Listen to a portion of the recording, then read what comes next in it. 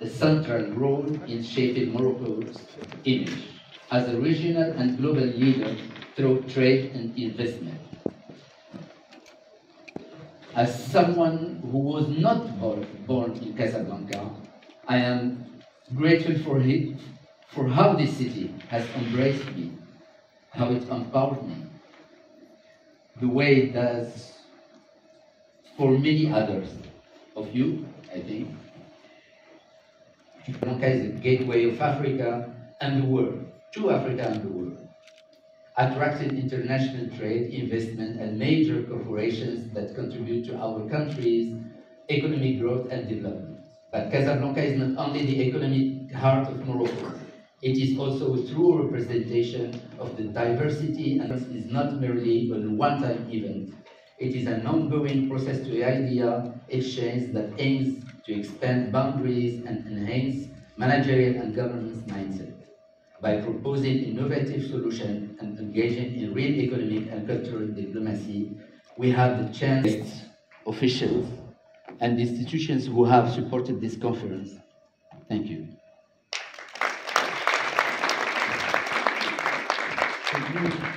Should we talk in English for the rest of the conference? Merci. Merci à vous tous. Merci. Saïd Ibrahim Al-Masali, qui est ancien ministre d'État. Vous savez, je vous en prie.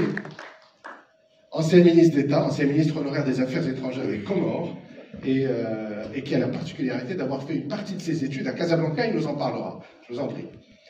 Ensuite, M. Steve Tripman, qui dirige un organisme qui vient du Canada, de Montréal plus précisément, et qui dirige un organisme en charge du développement et de la promotion des exportations, non pas des Canadiens vers l'extérieur, mais des pays en voie de développement vers le Canada. Donc une très bonne lecture sur l'impact des contenus et des produits sur les pays et sur leur image. Ensuite, nous avons aussi Amin Laridi, qui est lui président, et qui est expert international en diplomatie et commerce extérieur. Donc lui, on le met sur tous les sujets liés à la diplomatie, aux relations internationales. Il aura certainement des propos intéressants, je vous en prie.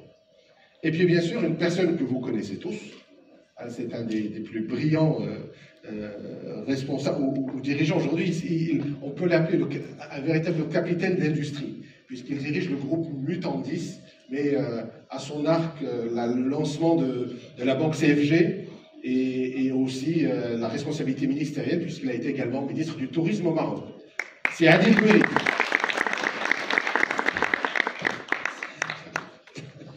Voilà. Donc vous imaginez le débat qu'il va y avoir, ou les échanges qu'il va y avoir. Alors peut-être, pour démarrer avec son Excellence, Steve Fahmy, je ne peux pas m'empêcher de vous demander, avant de nous engager dans le débat sur l'image, on est à Casablanca, vous avez vécu à Casablanca. Est-ce que le fait d'être là aujourd'hui, c'est aussi parce que vous êtes un amoureux de Casablanca, un amoureux du Maroc, et peut-être, comme l'on dit, le plus marocain des Comoriens ou le plus comorien des Marocains? Je vous en prie. Vous avez... Infiniment. Salam alaikum à toutes et à tous. Effectivement, j'ai eu la chance de faire mes études à la faculté de droit de Casablanca. Je ne vous dirai pas quand, ça ne me rajeunira pas trop, mais il y a un peu plus de 30 ans, un peu moins de 40 ans. Mais j'ai eu cette chance de vivre dans cette belle ville qu'est Casablanca. C'est à travers, effectivement, Casablanca que j'ai découvert le Maroc, un pays fascinant, passionnant, mais à travers aussi des enseignants qui ont su, étranger que j'étais, parce que je ne le suis plus, rassurez-vous, je me sens marocain pleinement de cœur, et ont su me faire connaître le Maroc. J'ai connu de brillants professeurs qui, sans eux, très probablement, je n'aurais pas aimé le droit comme j'ai aimé. J'ai même parfois regretté d'être parti en France pour continuer mes études. Me t'ai-je dit que peut-être, si j'étais resté ici, j'aurais découvert davantage de choses plus passionnantes. J'ai connu des professeurs comme Jalal Saïd, je ne sais pas si parmi vous, il y a quelques-uns qui l'ont connu, brillants, mais vraiment Ouazani, de droit administratif, c'est des gens qui, sincèrement, après les avoir écoutés, après les avoir appris, ils ont titillé mon intelligence et ont su éveiller ce qui peut-être dormait en moi et comment ne pas être marocain après avoir eu cette chance d'écouter ce monde, ces sommités du droit qui très sincèrement n'avaient rien à envier aux autres grands professeurs que j'ai eu à connaître à la faculté d'Assas à Paris, que j'ai eu l'honneur aussi de continuer les études, mais sincèrement, les grands professeurs du Maroc en valaient, sinon plus, au moins c'est sur le même niveau. C'est comme ça que, à travers Casablanca, à travers des familles que j'ai eu à connaître à Casablanca, j'ai été accueilli comme un des leurs. Et j'ai vécu dans 2 familles à Casablanca, chez qui pendant 2 ans je faisais des allers-retours entre les Comores, Paris. On peut le comprendre aisément quand on est dans une table d'une vieille famille marocaine, quand on découvre la culture culinaire, parce que j'avais la mère d'un de mes amis qui se réveillait à 6 heures du matin, après avoir accompli ses devoirs spirituels, rentrer à la cuisine pour commencer à faire mijoter des petits plats traditionnels qui nous devrions à midi, 13h, passer à table. Quand j'ai découvert ces mets, quand j'ai découvert la cuisine marocaine, quand j'ai découvert cette culture culinaire, j'ai compris que c'est pas possible. Un pays qui a 50 ans, ou 100 ans, ou 200 ans ne peut pas être si riche dans sa culture culinaire qu'est le Maroc. C'est là que je me suis intéressé au Maroc. C'est là où j'ai essayé de lire, de comprendre, et que, à travers, naturellement, les institutions marocaines, quand j'ai découvert, j'ai compris que le Maroc, en réalité, est une vieille nation, un très très vieux pays que, malheureusement, nombreux ne le savent pas, même dans le continent africain, mais qu'à travers des amoureux du Maroc comme moi, je le fais à chaque occasion, je le fais savoir. Et je fais savoir que le Maroc plonge ses racines il y a 1400 ans. Moulay Idriss, quand celui-ci a fondé Fès, et puis naturellement, le Maroc est un des premiers pays, ou sinon le premier pays à avoir reconnu l'indépendance des États-Unis après l'indépendance. Cela prouve que le Maroc, il y a 2 siècles déjà, a existé et joué un rôle important dans la diplomatie internationale. Et pour dire que le Maroc, aujourd'hui, de par ce passé, de par l'histoire, fait que le Maroc, à travers son passé, n'est pas un pays comme les nôtres. C'est une fierté pour nous, Africains, parce que c'est le seul État qui, aujourd'hui, réellement plonge ses histoires depuis 1000 ans. Je dirais même que le Maroc existe avant même la France. Elle a été instituée avant la France, parce que avant que la France devienne la France, elle était la Gaule. Et que ce n'est qu'au IXe siècle, 800 et quelques, que la France est née, mais qu'en réalité, en 789, me semble-t-il, Moulay Idriss a déjà donné la naissance de la nation marocaine. Donc, on a imposé, on a démembré injustement le Maroc, parce qu'il fallait affaiblir justement le Maroc, parce qu'il savait qu'en réalité, le Maroc, de par sa civilisation, de par sa puissance politique, culturelle, parce que la culture marocaine, elle a joué un rôle fondamental. Pour les jeunes, doivent savoir que le Maroc, une partie de l'Espagne même était marocaine dans l'histoire. Cela prouve que le Maroc aussi a joué un rôle important dans les rapports de force dans cette partie du monde qui était en réalité la partie principale à partir des années 1000 jusqu'à la Deuxième Guerre mondiale.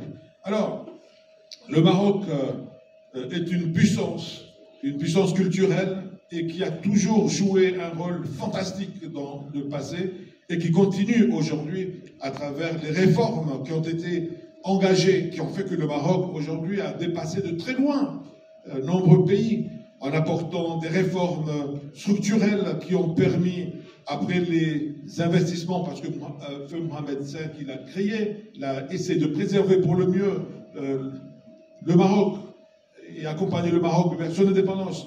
Mais il y a eu un grand roi qui est Feu Hassan II, qui lui aussi a lancé des grands chantiers qui ont permis aujourd'hui, parler de Casablanca, d'avoir la mosquée de Casablanca, qui, je me souviens, à l'époque étudiant, je lisais dans les journaux les détracteurs qui le critiquaient parce qu'il a fait autant d'investissements dans la mosquée de Casablanca, mais que nombreux ont fini par comprendre. Et une des réponses que Feu Hassan II a apportées, était éloquente parce que quand on lit rétrospectivement l'histoire de l'Occident, pensons-nous réellement que les grandes cathédrales qui ont aujourd'hui marqué l'empreinte du savoir-faire, de la culture, du passé de ces nations, s'il n'y avait pas ces investissements colossaux, est-ce que réellement l'Europe aurait pu exister? Je ne pense pas. Et Feu Hassan II a eu parfaitement raison, parce qu'à travers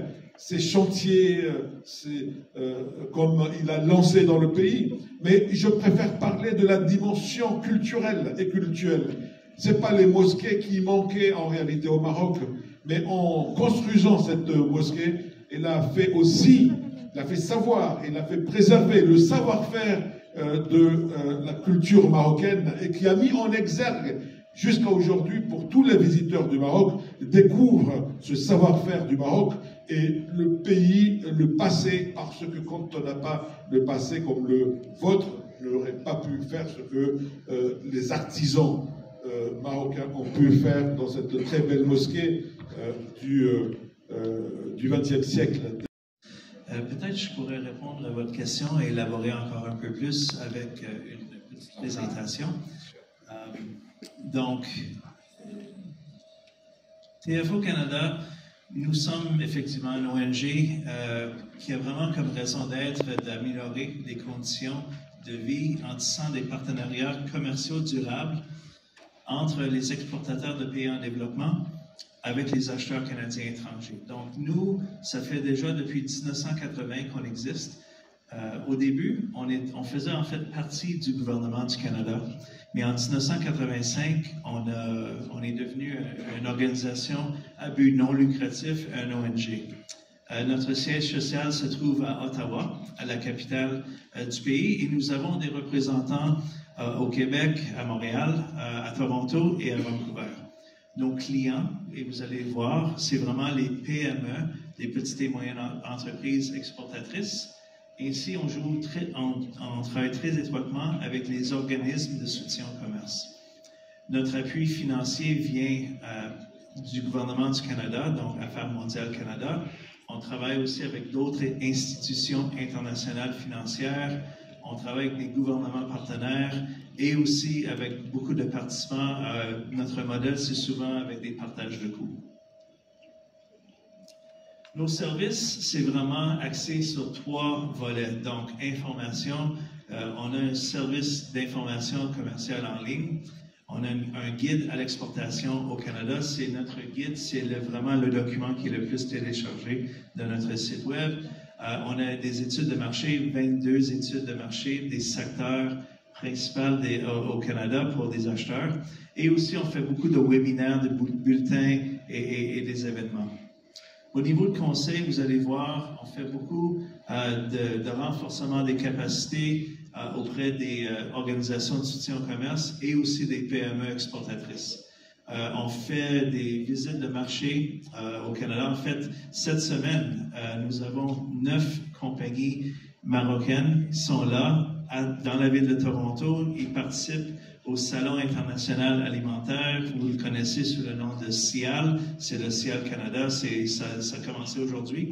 Et il y a 2 jours, justement, les compagnies ont eu la chance de visiter un peu le marché, voir les grandes surfaces et les petits commerçants dans la grande ville de Toronto.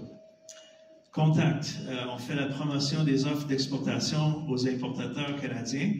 Et à travers notre base de données fournisseurs étrangers, on fait des missions commerciales et tout le reste.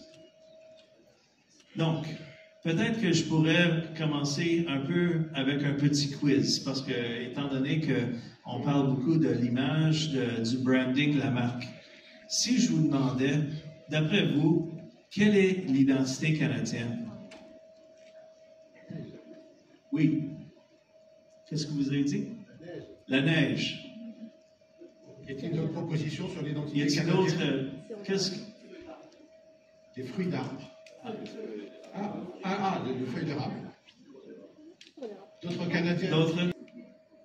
Justement. Donc, le Canada est un pays officiellement bilingue, donc français et anglais, tout en étant une mosaïque culturelle. On est perçu comme étant des gens gentils, polis et respectueux. On est reconnu pour l'égalité des genres. Le sirop d'érable. On a aussi le hockey. Hein? Le hockey, on est connu pour le hockey. Et la jeune dame, c'est une dame qui fait du curling. Curling, les Canadiens sont très forts sur le curling. C'est une dame, Rachel Homan, qui vient justement de ma ville à Ottawa. Cette année, c'est plus difficile avec les prix des maisons qui ont monté en flèche, ainsi que les taux d'inflation. On est biactifs. Bien plusieurs, soit des familles monoparentales. On est de plus en plus multiculturel. Vous allez voir, j'ai une statistique là-dessus. On a quand même des différences régionales. Donc, c'est un grand pays très vaste. Donc, le territoire, la culture, les tendances au Québec, c'est pas tout à fait pareil que ceux qui habitent en Colombie-Britannique. Santé, je mentionnais tantôt qu'on est très axé sur la santé, donc les produits naturels, les soins personnels, et c'est d'à peu près 38 millions d'habitants. Si je compare au dirham, c'est à peu près... On est le 5e importateur mondial de produits pour l'agriculture, mais aussi la diversité, un petit peu une saveur de chez eux. Et donc, beaucoup de produits étrangers. Donc, vous pouvez vous abonner à notre site web, c'est gratuit, et vous allez avoir beaucoup d'informations. Et pour moi, c'est vraiment formidable de pouvoir dialoguer, parler avec les Marocains parce que j'apprends toujours quelque chose. Et ils sont très fiers de leur pays, de leur continent et très fiers aussi d'être au Canada comme représentants. C'est comme si, même si ce n'est pas techniquement leur rôle, je vois souvent qu'ils prennent ce rôle-là. Ils sont là à l'image de votre pays. Et je suis fier de mon premier ministre et de notre gouvernement parce que vraiment, ils sont là, le rôle de leadership à ce niveau-là. Il faut dire que le Canada a 38 millions d'habitants. Nous avons tout près de 1,5 million de musulmans dans le pays. Donc, c'est quand même une grande population.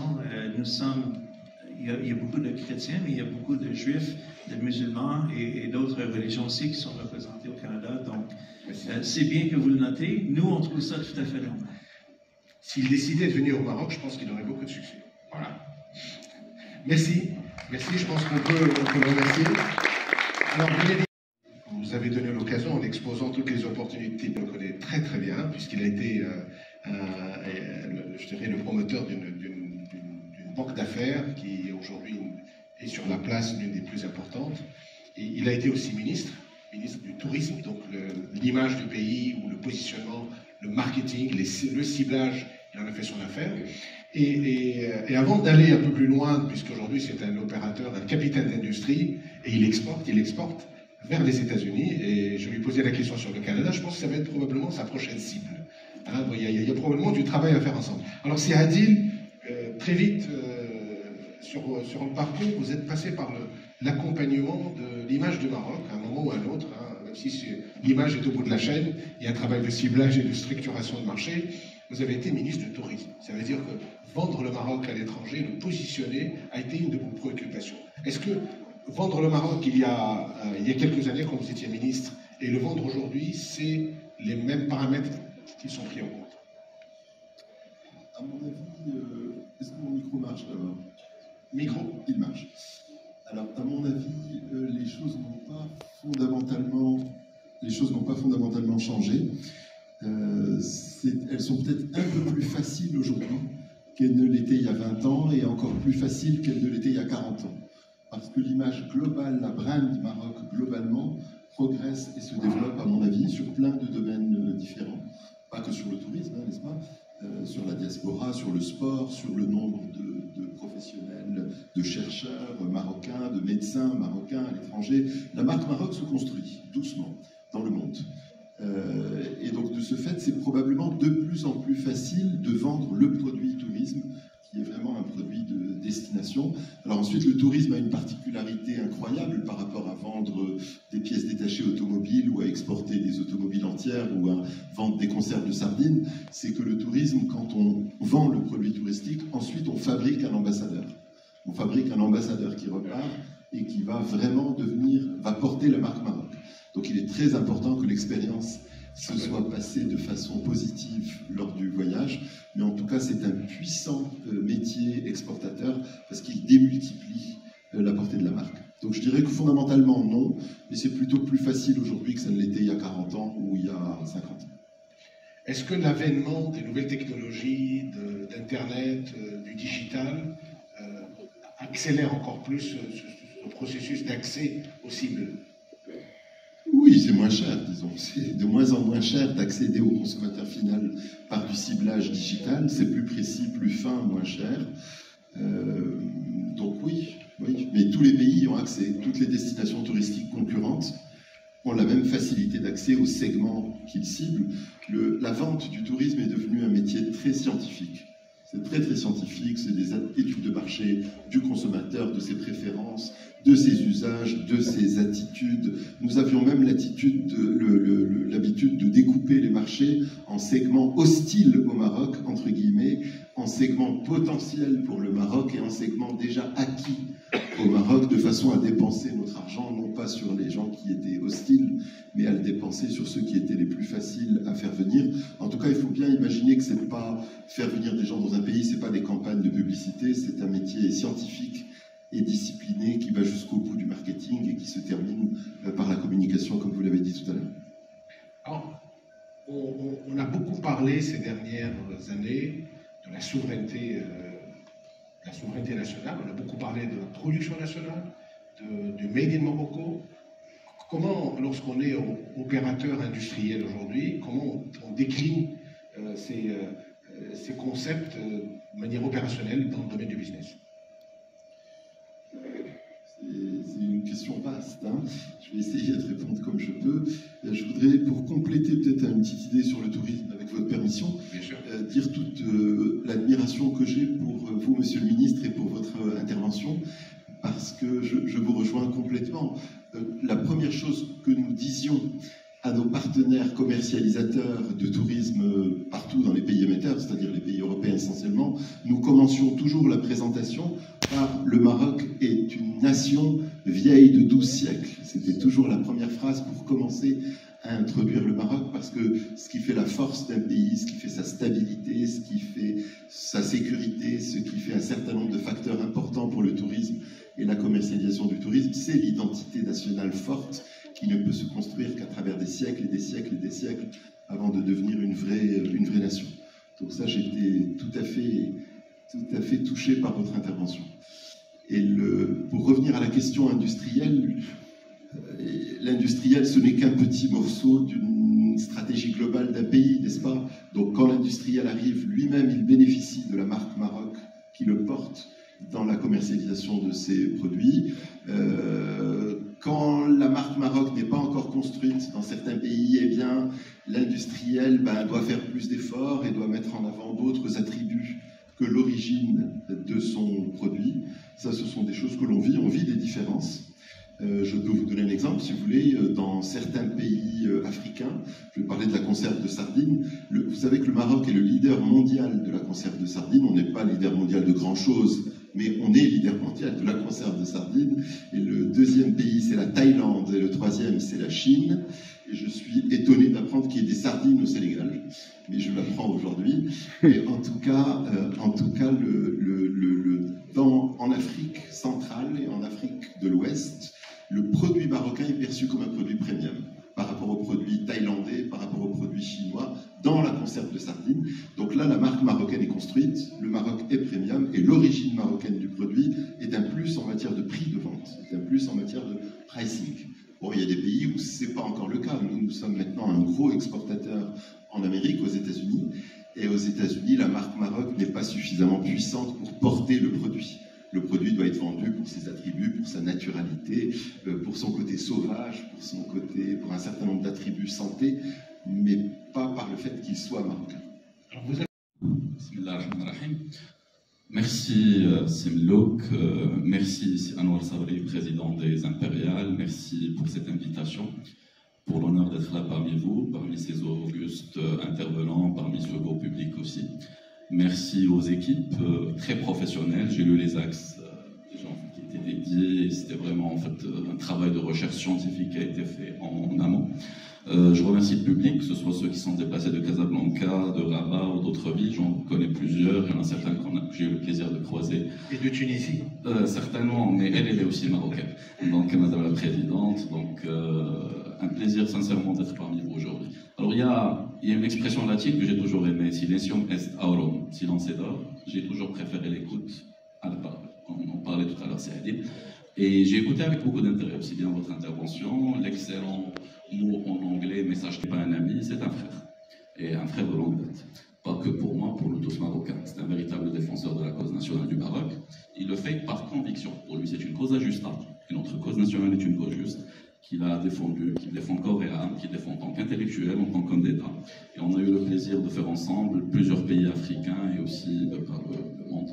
Et c'est toujours un plaisir de voir tout le travail de recherche qu'il fait derrière. Parce que ce n'est pas en tant que haut diplomate, en tant qu'homme d'État, en tant qu'intellectuel, et je suis tenté d'utiliser cette expression d'intellectuel organique, d'accord, avec un clin d'œil à Gramsci, il a tout le background nécessaire, mais aussi en tant que grand avocat international, il est humble pour le dire. Il a tout le background nécessaire, mais à chaque fois, je suis agréablement surpris de voir qu'il y a de nouveaux éléments qui se rajoutent à ce bel argumentaire qui est un argumentaire vrai. Je demanderai à la salle, avec beaucoup d'humilité, d'avoir la gentillesse de réapplaudir cet engagement de ces familles, mais aussi de tous ceux qui les Marocains.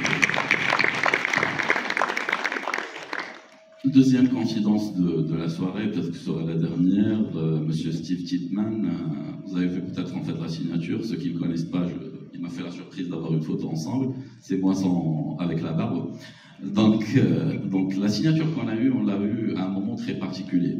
Je vous rappelle qu'on est en train de parler de soft power, d'accord, et qu'on est dans un cadre de do think, pas uniquement de think tank, donc il faut penser à passer à l'action. La signature, on l'a eue à un moment très précis, c'était les premières semaines du Covid, mesdames et messieurs.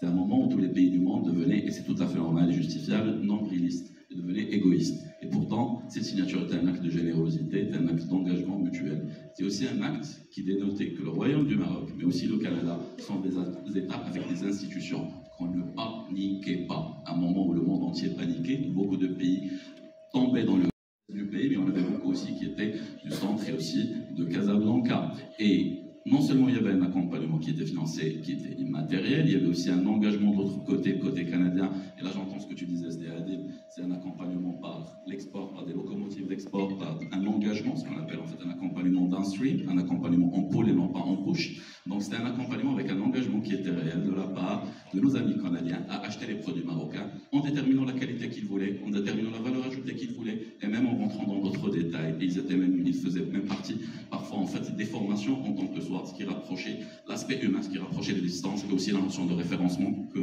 à laquelle tu faisais référence sans même en parler. Maintenant, ce partenariat était devenu une réalité. D'en parler en faisant un clin d'œil à l'art culinaire, la sécurité alimentaire est un vecteur majeur, d'accord, de puissance. Parce qu'il correspond à une demande mondiale, et encore plus, il y a beaucoup plus de demandes qu'il n'y a d'offres. Donc même quand vous travaillez, vous n'êtes en compétition avec personne. Et c'est toute la beauté du soft power, en fait, autour de la sécurité alimentaire, mesdames et messieurs. On sait tous qu'on va atteindre, pour donner quelques chiffres, on va atteindre les 10 milliards d'habitants sur cette belle terre d'ici 2050, d'accord? On sait tous aussi que, voilà, 2 tiers, en fait, parce que c'est très répété, c'est devenu, en fait, très vulgarisé par les médias, 2 tiers, en fait, des terres arables et usables par l'agriculture sont ici dans notre continent d'Afrique, mais il y a aussi en fait des chiffres qui ne nous sont pas suffisamment communiqués, notamment celui de 40 à 50% en fait de la population des pollinisateurs, des insectes, notamment les abeilles, qui ont déclin à l'échelle mondiale, notamment celui